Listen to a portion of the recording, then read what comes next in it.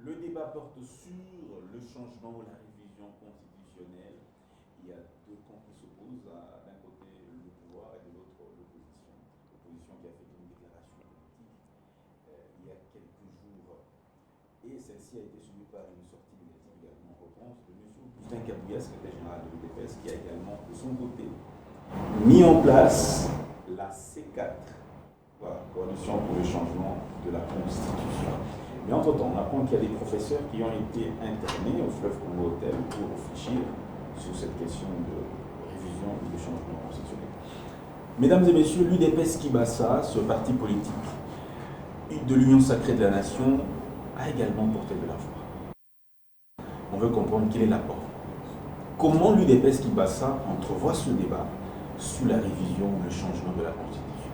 En face de nous, Maître Séraphin Oumba, au cadre du parti, ancien secrétaire général, qui nous fait l'honneur, encore une fois, Maître. Merci beaucoup d'être là. Merci pour l'invitation. Maître Séraphin Oumba, vous êtes UDPS, Kibasa. Quelle est la position de l'UDPS Kibasa aujourd'hui? Parce qu'on ne nous entend presque pas, on ne sait pas. Qu'est-ce que vous êtes avec le C64 ou vous êtes avec le C4? Bon, la question est peut-être brutale, n'est-ce pas? Quelle est la position de l'UDPS Kibasa? Non, là, je ne donne pas la position de l'UDPS Kibasa ici. Je donne la position de Maître Séraphin Oumba, acteur politique, membre de l'Union sacrée. Il ne faudrait pas me faire porter un chapeau qui n'est pas le mien, mais je crois, je ne serai pas loin de ce que pense l'UDPS en général. En disant l'UDPS en général, donc je réponds aussi directement à une partie de votre question. Vous êtes avec C4. Donc nous sommes avec C4, pas avec C64. Donc la position, en ce qui me concerne, je claire l'opinion, c'est que d'ailleurs quand vous y allez en tâton en disant changement ou modification, non. La modification de la Constitution faite en réalité n'amènerait pas de débat. Parce que la modification de la Constitution est constitutionnelle. Les mécanismes de modification de la Constitution sont prévus et donc la modification n'est pas interdite. Et là où le nez des problèmes, c'est lorsque on pense qu'il faut carrément changer la Constitution. Oui, nous disons qu'il faut changer la Constitution aujourd'hui. Moi, personnellement, je pense qu'il faut changer la Constitution aujourd'hui parce que cette Constitution, issue de la belligérance, avait comme socle des terres, les armes et que personne ne pouvait, encore dans cette République, prendre des armes pour conquérir le pouvoir. C'était ça, la raison d'être de Sun City, de tout autre, de tous les mécanismes mis en place. Donc les belligérants se sont tirés dessus, donc plus jamais, la question de légitimité aujourd'hui, plus jamais que quelqu'un prenne les armes ou les pouvoirs par les armes, qu'on s'assoit, plus jamais on s'assoit, on va vers la démocratie. Et subitement, on se retrouve que certaines personnes ont encore repris des armes. Est-ce que cette constitution est déjà respectée? Pour plusieurs raisons, la constitution n'est pas déjà respectée par plusieurs acteurs, et surtout ceux qui sont de l'autre côté de l'Est. Ils ont pris le pouvoir, un ancien sénateur à vie qui est devenu rebelle, et il nomme des gouverneurs, des chefs de secteur, je ne sais pas c'est sur base de quelle constitution. Donc en fait, en réalité, cette constitution souffre. Et parce que vous avez posé cette question, je vous dis, je suis du côté de ceux qui disent qu'il faut carrément changer cette constitution. Je ne parle pas de la révision, je parle des changements. Alors, vous avez suivi également la déclaration de vos compatriotes de C64. Je vais vous lire quelques aspects de cette déclaration. Voilà. On va aller directement aux décisions, aux engagements qu'ils ont pris. Ils exigent, entre autres, notamment, ils disent que le mandat présidentiel est une mission sacrée, limitée dans la durée à 5 ans, renouvelable une seule fois. L'article 220 proscrit formellement toute profanation de cet interdit. Toute tentative de changer la Constitution par quelque mécanisme que ce soit est un renversement de l'ordre constitutionnel. Bon, c'est là effectivement les nœuds du problème. Sinon, on parlerait du changement, de la modification de la Constitution si on était dans la logique de l'article 220, n'est-ce pas? Or, l'article 220 en soi, ce qui fait que cette Constitution ne doit pas être modifiée en cet article 220, n'est-ce pas? Mais si on change la Constitution, l'article 220 n'est pas touché parce que l'article 220 va mourir de sa belle mort. N'est-ce pas? On ne va pas continuer à parler de l'article 220 aussi longtemps que cette Constitution est changée. Maintenant, pourquoi il faut ne pas raisonner comme eux? Parce que nous raisonnons et raisonnons dans une situation où les choses seraient normales. La paix, je prends l'avion, je vais à Goma, je quitte Goma, je vais à Uvira, je quitte Uvira, je vais à Ituri, je quitte Ituri, je vais dans les Bandundu, et puis je vais à Bukavu. Nous ne sommes pas dans cette situation. Nous sommes dans une situation où notre État est occupé par une agression. Alors, lorsque vous raisonnez que le mandat est de 5 ans terminable, et ça se termine à 5 ans, une fois, on va aux élections. Lorsque vous raisonnez comme ça, donc vous oubliez qu'il y a les Rwandais qui nous tient à la gorge et qui nous a pris tout un territoire. Et nous sommes dans les capacités d'organiser les élections. D'aucuns le savent. J'avais très bien, parce que j'ai dit, nous sommes dans les capacités d'organiser les élections. Souvenez-vous, oui, à cause de la guerre.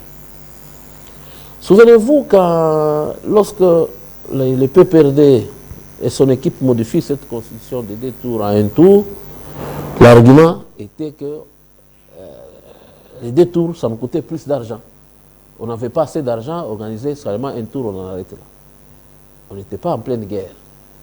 Et aujourd'hui, toute l'énergie de l'État est concentrée dans cette guerre.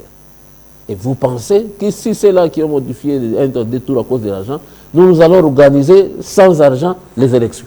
Donc nous en perdons encore plus que le peu qu'on en avait.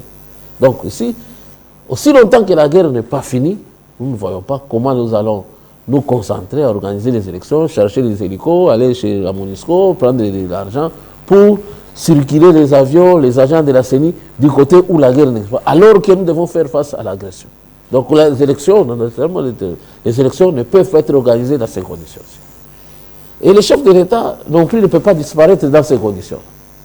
Il reste attaché uniquement à l'alinéa de l'article 70 qui dit reste en fonction jusqu'à l'installation d'un nouveau président élu. Qui n'est pas, je dis élu, n'est-ce pas? Qui n'est pas un Fayoulou plongé là-bas, qui n'est pas un Kaboundou plongé là-bas, on dit élu sans élection. Donc, nous aurons un président qui fait face à la guerre, qui tient qu'à cette corde-là, en attendant les élections qui viendraient, aussi longtemps que Kagame serait là en train de nous embêter. Et nous pensons, peut-être un nouveau débat que j'amène sur la classe politique, nous pensons qu'il faut donner plus de légitimité, parce que c'est une légitimité quand même, mais elle est minime, de rester là en attendant l'installation de l'élu. Aussi longtemps qu'il durera la guerre, il serait là en train de flotter, d'attendre son successeur. Mais pourquoi ne pas modifier cette constitution et lui donner une autre base de légitimité où il agirait avec plein pouvoir pour faire face à cette agression. Et cette agression qui, aujourd'hui, ne s'en cache pas, parce qu'il faut intégrer, je parlais de l'environnement, si les choses étaient aussi normales, on suivrait des amis de C64 encore que c'est discutable. Si les choses étaient normales, toute autre chose étant égale par ailleurs, il n'y a pas de guerre, il y a tout ça, je crois qu'on serait tenté de les suivre. Mais aussi, ici, vous avez même un discours de Kagame qui renforce le clou, qui vous dit que bon, les sanctions américaines font mal, mais ça fera encore mal si on ne fait pas ce qu'on est en train de faire. Si on n'est pas là en train de tuer les Congolais et de prendre des minéraux, au moins nous résistons un peu. Et puis bon, il se console en disant, bon, de toutes les façons, Tshisekedi va passer. Je ne pense pas s'il pense qu'il peut les tuer, ou ce qu'il va passer après les élections. Donc ça signifie, celui qui viendrait ferait notre volonté. Et nous, le peuple qui sommes informés aujourd'hui, après avoir vécu tout ce qu'on a vécu avec la mort de Mouzé, nous savons que faire la volonté de Kagame, c'est lui laisser la porte ouverte pour qu'il gouverne autrement le Congo à distance. Et nous savons, il vient de le dire, bon, de toute façon, Tshisekedi va passer. Et il relaie ce discours, Tshisekedi doit partir. En 2028, qu'il monte ou qu'il descende, il doit partir. Oui, c'est pour ouvrir le boulevard à Kagame. Non, je ne prêche pas dans le désert. Je crois que j'ai un cheminement dans mon raisonnement. Non, mais même cette constitution, s'il n'y a pas des élections, cette constitution laisse Tshisekedi au pouvoir jusqu'à ce qu'il y aura un président élu. Et nous refusons qu'il soit là un président élu en train de flotter sur cet alinéa seulement. Il faut lui tailler une constitution qui le permet d'être assis confortablement pour faire face à cette agression rwandaise. C'est pourquoi je suis parti de ces raisonnements pour vous prendre le discours, tout récent discours de Kagame, qui dit, bon, si on peut serrer la ceinture indirectement, on peut serrer la ceinture jusqu'à ce que Tshisekedi parte. Donc c'est Tshisekedi le mauvais. Si Kabound vient, ah c'est bien, ça sera notre ami. Si Fayoulou vient, ah non, c'est encore un autre ami. Oh si c'est Sanga, oui, nous allons dormir dans les mêmes draps. C'est ça le discours que nous donnons. Maintenant les Congolais qui savent que Kabila et Tshisekedi apparaît aujourd'hui en sauveur, celui qui a démasqué les jeux rwandais, mais les Congolais disent non, il doit rester là. Mais il doit rester là dans quelles conditions? Dans une condition de force. Une condition de force juridiquement, pas attaché à cet alinéa-là, de rester là jusqu'à ce qu'on installe un autre. Non, il faut une constitution qui le protège, qui lui donne les moyens régaliens suffisants pour faire face à cette agression. Pour dire ce qui plaît à Kagame ne plaît pas aux Congolais. Oui, tout à fait. On vous a suivi, Maître Séraphin Mba. Mais la question qu'on pose, si on ne peut pas avoir les élections, est-ce qu'on peut avoir les référendums pour justement avoir une nouvelle constitution? Comment on ne peut pas avoir des élections et avoir un référendum? D'ailleurs, en termes de coûts, ce n'est pas la même chose. Oui, en termes de coûts, ce n'est pas la même chose. Ce sont les élections. Les référendums, je répète, c'est aussi les élections. Les élections présidentielles, législatives sont les élections. Mais comme vous lisez bien dans d'autres théories, les référendums, c'est aussi une forme d'élection. Mais oui, parce que j'ai commencé à vous parler du coût des élections. J'ai pris l'argument de nos amis de 2011 qui ont dit non, 2 tours, ça nous coûtait plus, allons à un tour. Mais nous disons la guerre nous coûte encore plus. Au lieu d'organiser les élections, nous ne les faisons pas, nous terminons d'abord la guerre. Et nous terminons la guerre avec un président faiblement assis, non. Nous devons terminer la guerre avec un président solidement assis, donc une nouvelle constitution qui fait sauter l'article 220. Parce que c'est ça, les gens, c'est comme si les gens veulent s'en cacher. Non, une nouvelle constitution qui fait sauter l'article 220, qui lui donne un mandat où il pourra faire face à cette agression. Maintenant, parce que vous posez la question d'organiser les élections, les référendums, ce sont les élections. Non, je parlais en termes de coûts. Je n'ai pas parlé en termes des élections tout court, il ne faut pas les organiser. Non, ça nous coûte cher et nous sommes en état d'esprit. Or, les référendums ne nous coûteraient pas aussi cher que coûtent les élections présidentielles et autres. Parce que c'est juste répondre à une question, oui ou non. Mais déjà, une partie du territoire sera empêchée. Oui. Empêché de prendre part à ce non, référendum. Je ne suis pas parti avec le postulat qu'on ne peut pas organiser les élections parce qu'une partie est occupée. Mon postulat, c'est que ça nous coûte cher pendant que nous faisons la guerre. Ça nous coûte cher d'organiser les élections pendant que nous faisons la guerre. Mais ça coûte très cher le référendum. Oui. C'est une élection.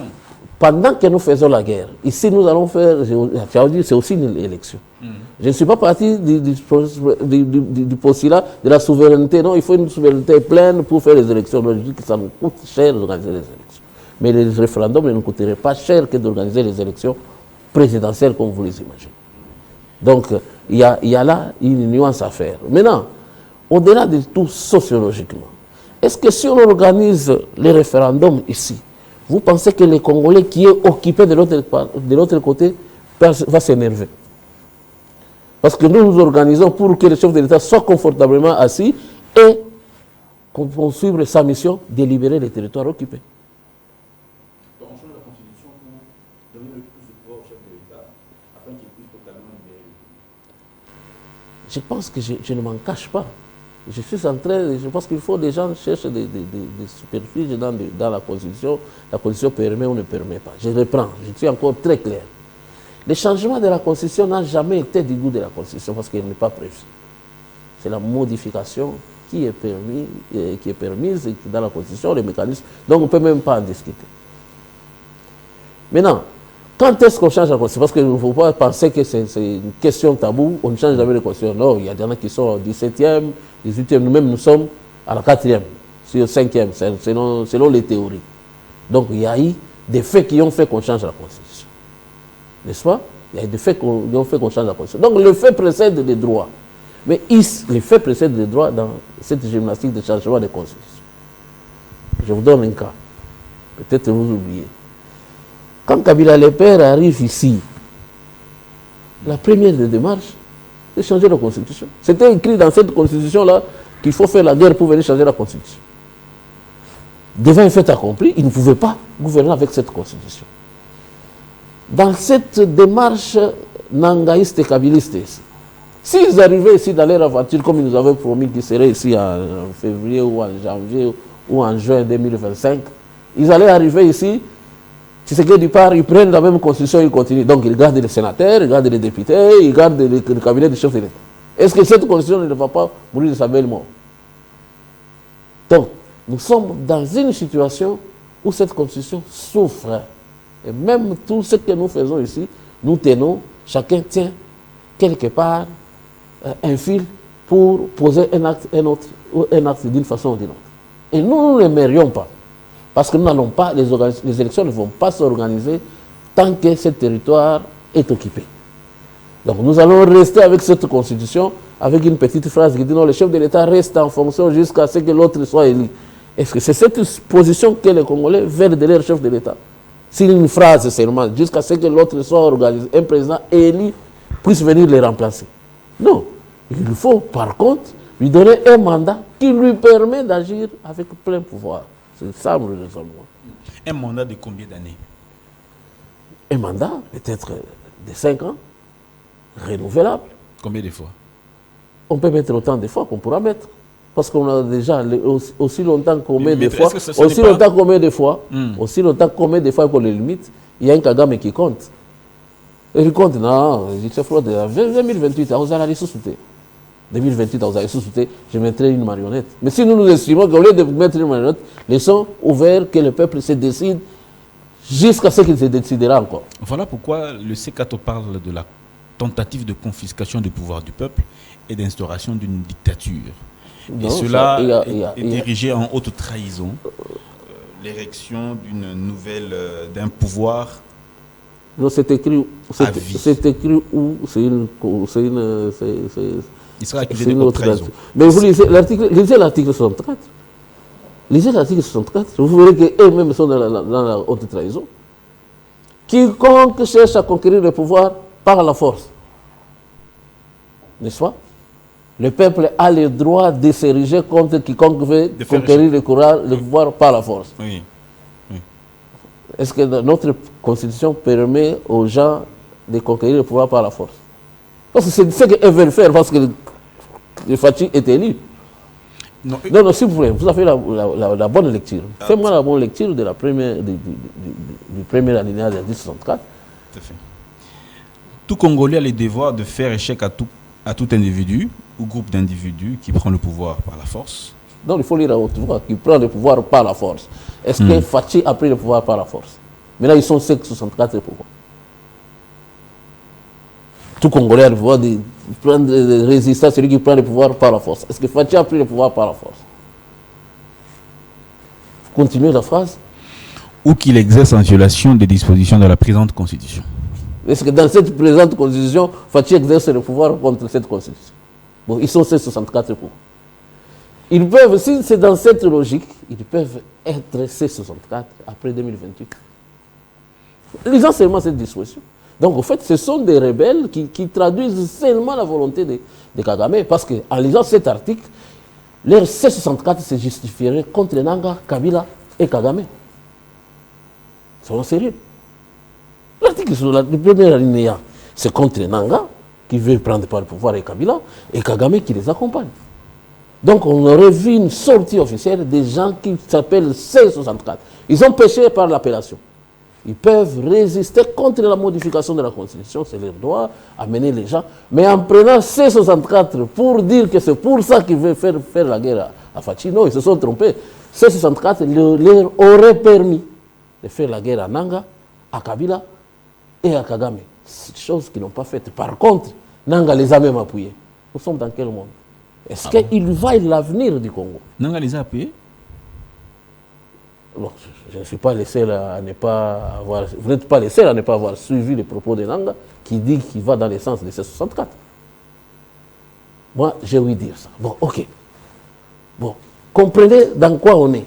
Mais maintenant, nous nous demandons pourquoi la présence de Fachi, qui est élu, qui se bat pour conquérir nos territoires occupés par les Rwandais, gêne Kagame.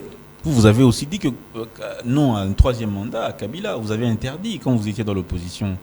Mais les circonstances, oui, c'est pourquoi je voulais parler des circonstances. Les circonstances, elles ne sont pas les mêmes. Lui, il voulait faire le troisième mandat, il était en guerre. Il était dans une situation normale, première, deuxième. Encore que c'est de même le premier et le deuxième, c'était un bonus d'après 2002. Tu fais 1 et 2, ça fait 18. 1 et 2, c'est 1, 5. L'autre est 5, 10. Ça fait 18 comment? C'est pas quelle magie. Est-ce que les gens n'ont pas ouvert, ne lui ont pas donné des mandats par rapport à cette constitution qu'il a ajouté à d'autres? Et puis, le plus important, ici, la différence est purement de la situation sécuritaire. Lui n'a pas vécu ce que nous vivons ici. Maître, si on change la constitution, est-ce que les gens qui sont là-bas, les Rwandais qui occupent Goma, Bukavu, est-ce qu'ils vont aussi adopter la nouvelle constitution? Bon, attends, oui. Vous vous posez une question compliquée. Est-ce qu'aujourd'hui, il adopte cette constitution? C'est là le problème. C'est pourquoi j'ai dit les gens de C64, ils se trompent de cible. C64 devait s'apprendre à Nanga et ses amis. Cette constitution, Nanga, quand il nomme le gouverneur, il dit quoi? Vu l'article 93 de la constitution. Oui, parce que lui, Nanga, il nomme le gouverneur. Non? Il n'est même pas comme Mouzé qui rassemblait les gens, on fait le vote. Non, lui, il nomme. Il nomme des chefs de secteur, il nomme des maires. C'est avec votre constitution ici que le C64 veut défendre. Et alors, ok, déjà, ils ne le font pas sur base de cette constitution. Si on change, ça leur concerne encore. Et puis, s'ils arrivent ici, je l'ai dit dans le terme de cette émission, non, parce que là, vous verrez. Connaît deux pays. Vous voulez. Oh. On n'est pas risque que là-bas, ils se disent que nous non, avons. Non, mais nous n'avons pas arrêté de faire la guerre.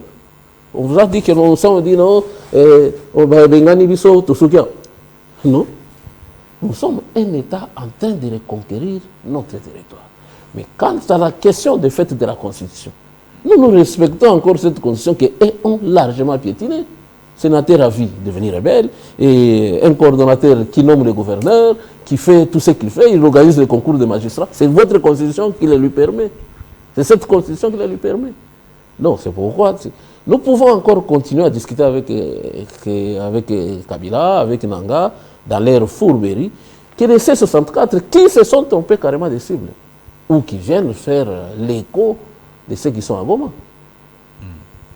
Mais maître, est-ce qu'il n'y a pas moyen de vous mettre autour d'une table? Voilà. C'est autour d'une table qu'on va leur expliquer ce cheminement ici. Regardez là où va notre nation.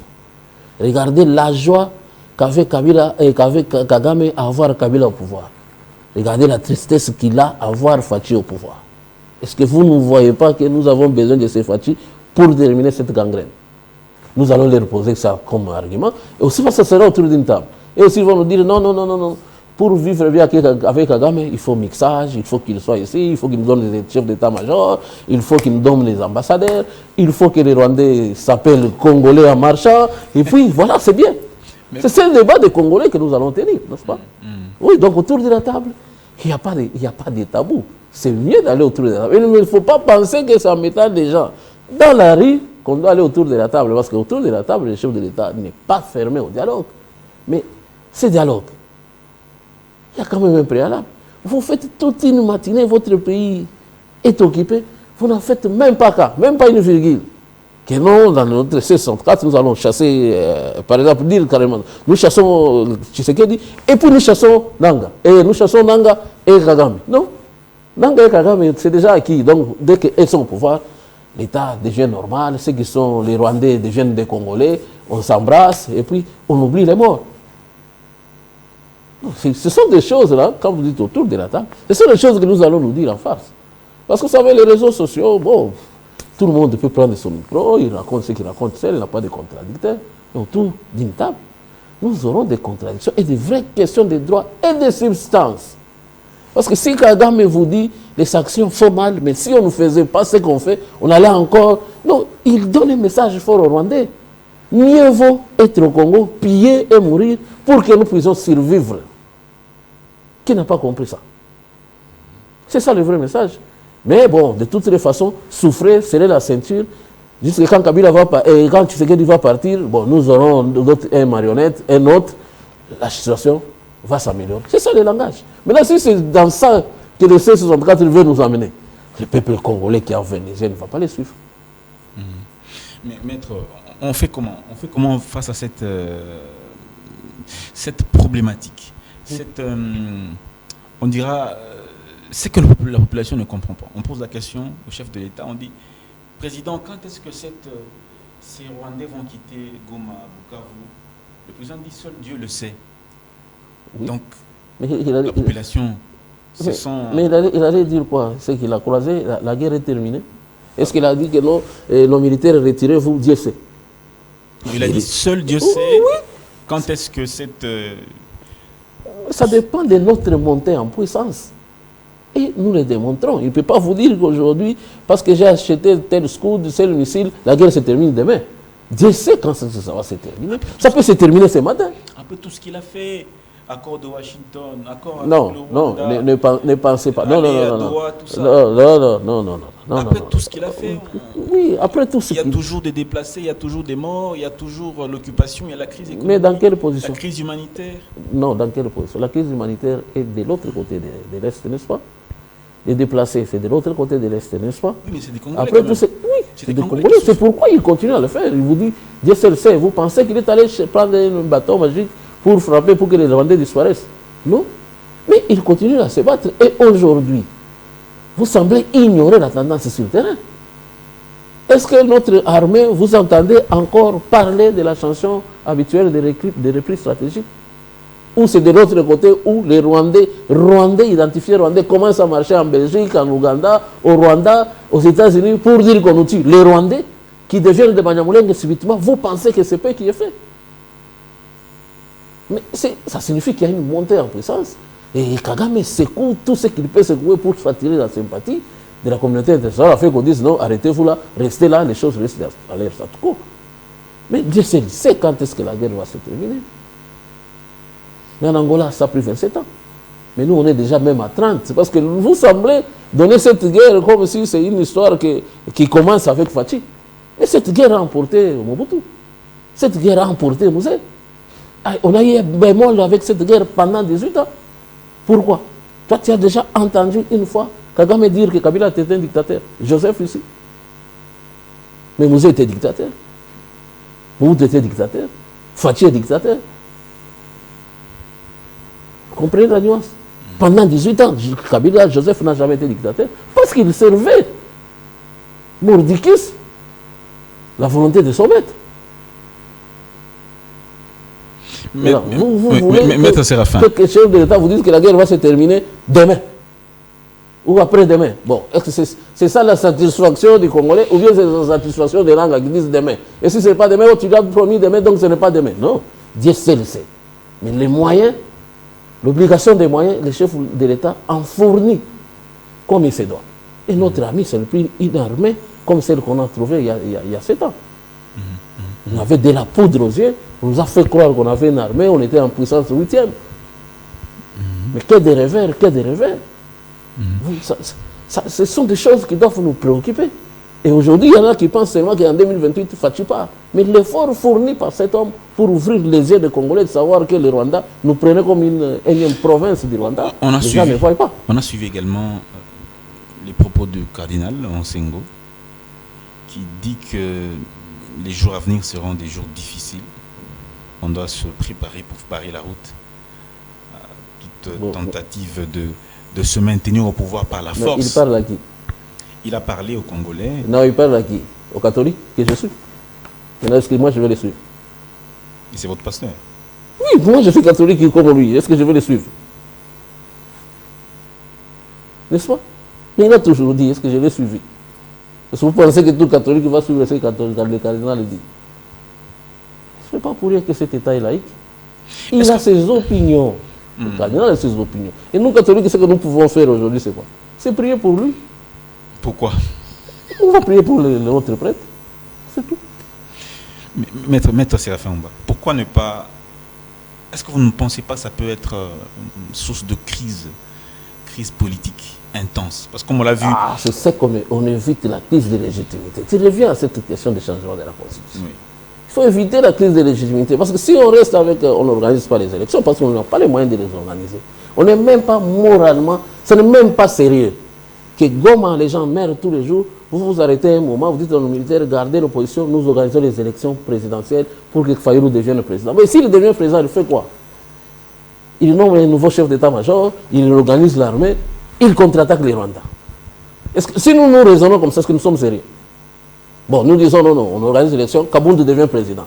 Il fait quoi? Il nomme le nouveau chef d'état-major, il nomme la police, il organise, il commence la guerre, il fait 2 ans à s'organiser parce qu'il va chasser tous les incompétents que Fachi a mis ici. Ça lui prendra 6 mois et Kagame vous attend.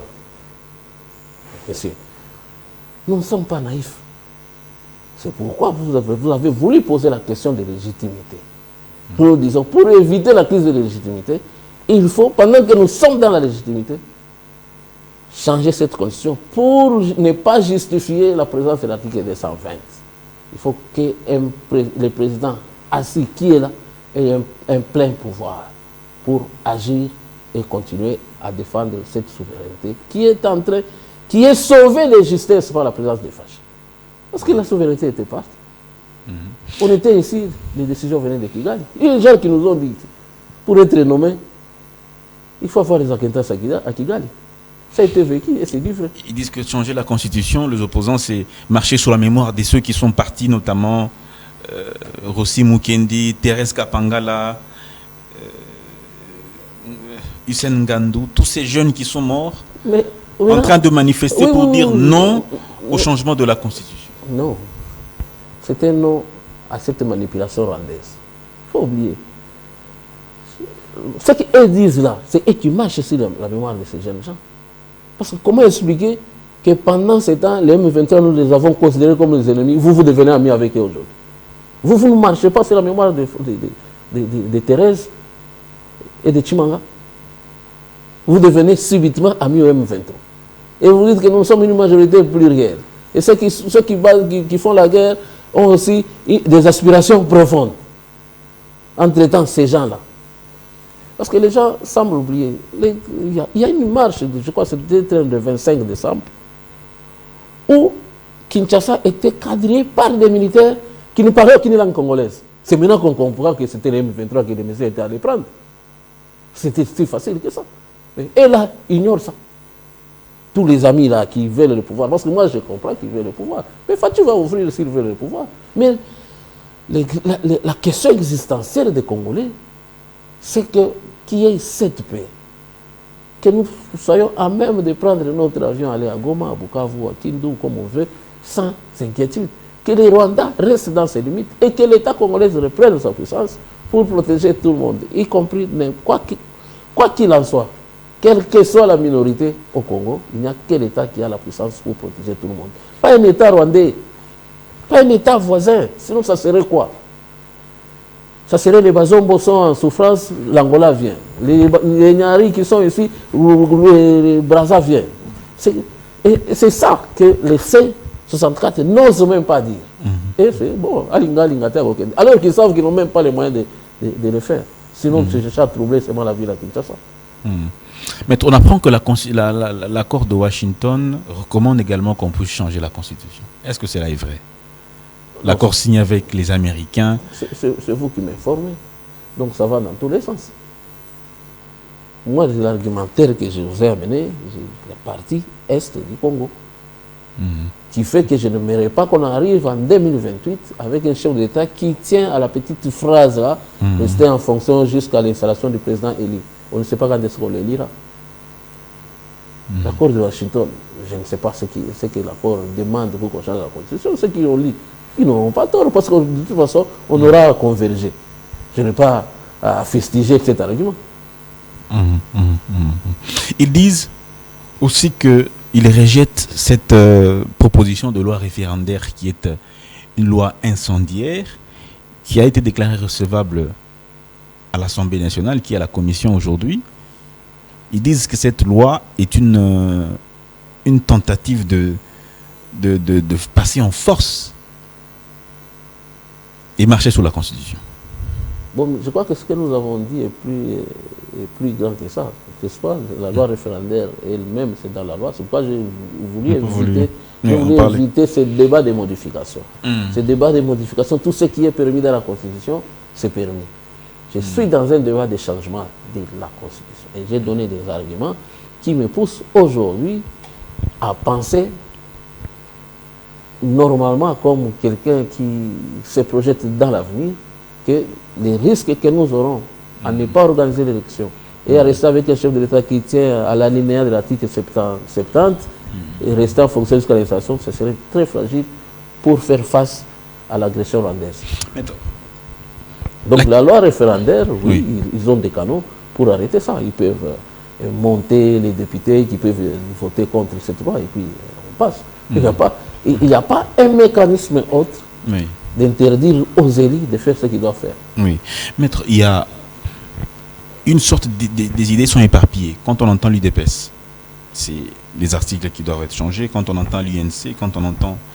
Chaque parti vient avec ses propositions. On n'a pas la même compréhension sur qu'est-ce qu'il faut changer, qu'est-ce qu'il faut garder. Mais c'est simple à comprendre. Moi-même, vous avez commencé par me poser la question, quelle est la position de l'UDPS? Je vais dire, non, ça c'est ma position. Mais je suis cadre de l'UDPS pour ça. La position de l'UDPS, tu sais que de l'UDPS en général, c'est sa position, qui ne peut pas ressembler à la position de l'INC forcément. D'autant plus qu'il n'y a pas eu un congrès où les gens se sont assis et cherché à aller dans une direction. C'est pourquoi même nous rejoignons tous sur la position du chef de l'État. Il vous dit qu'il faut mettre en place une commission des gens qui réfléchissent pour voir dans quelle direction on peut aller. Voilà.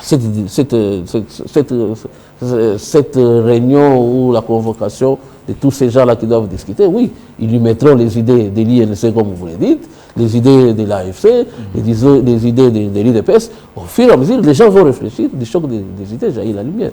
Donc ça ne peut pas effrayer que vous entendiez aujourd'hui que les gens qui ne se sont pas encore mis ensemble, que chacun parle dans son sens en convergeant vers le changement.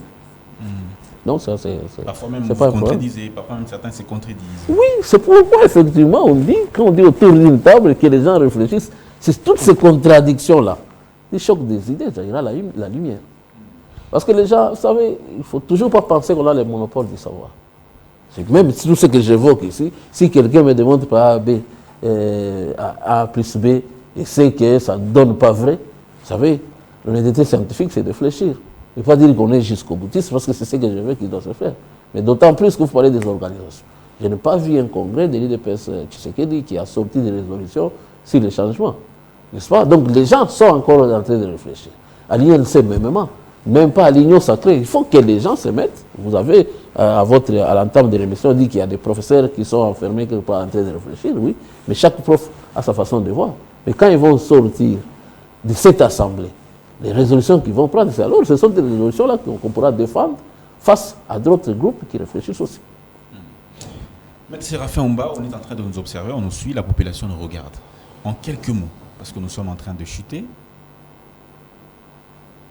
l'opinion nous suit en ce moment en direct. Ceux qui nous suivent dans toutes les provinces du pays, parce que notre chaîne est suivie partout dans le pays.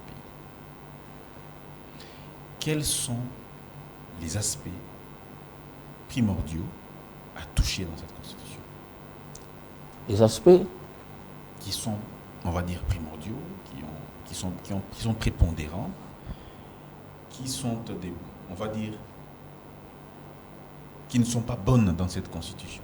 et qui mérite forcément non, là, je ne peux pas tomber dans votre piège. Parce que ça, c'est un piège comptant, peut-être au néophyte. L'article tel, il faut changer. Il y a beaucoup de choses.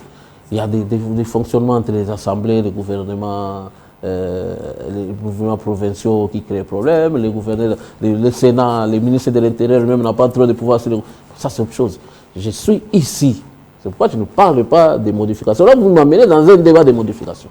Je suis dans un débat de changement de la Constitution. Parce que moi, oui, il y a des choses, table rase, parce que tu sais que tous ces débats tournent autour de l'article 220. Mais tant que vous allez modifier que l'article 220 demeure, ça signifie que vous vous butez à cette question du mandat du chef de l'État, vous retombez dans une situation sans élection, une situation d'illégitimité que nous avons contestée avant Sun City. Cette situation-là, nous retombons encore dedans. Nous tenons à la petite phrase de rester le président élu qui a resté en fonction jusqu'à ce qu'un président élu viendrait. Non, nous ne voulons pas de ça. Nous voulons une constitution qui donne un mandat plein pendant 7 ans d'insécurité pour faire face à la vision et à l'hégémonie rwandaise. Le plan de changement de la constitution, le changement de constitution, c'est un plan salutaire pour le pays. Tout à fait. Et salutaire. Parce que regardez, si on peut parler même en termes de stabilité, je ne sais même pas si le mandat limité n'a pas été un piège, en termes de stabilité. Mais le Rwanda lui-même, il est stable. Son chef d'État fait combien d'États? Il se permet même de venir chez nous parce que son chef d'État fait combien d'États? L'Ouganda, son État là, il est stable. Il se permet aussi de venir se promener chez nous quand il veut, parce que leur chef d'État fait combien d'États? Et Congo-Brazzaville, bon, il donne une stabilité parce que leur chef d'État fait combien d'États? Et nous qui avons un pays aussi à la dimension d'un continent, vous estimez que nous allons commencer à changer et à être derrière chaque fois à subir les dictats du Rwanda? Lui-même vous avise qu'il se frotte les mains, il peut même faire semblant en attendant que Tshisekedi parte. Pourquoi il veut que Tshisekedi parte? Parce que dans Tshisekedi, il y a un frein chez lui.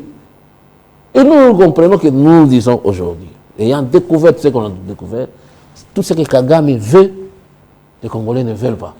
Si lui veut le départ de Tshisekedi, alors nous voulons le contraire, nous voulons que Tshisekedi demeure. Alors il faut créer une situation juridique qui mettrait Tshisekedi dans un confort d'agir pour réaliser cette fin de l'hégémonie rwandaise.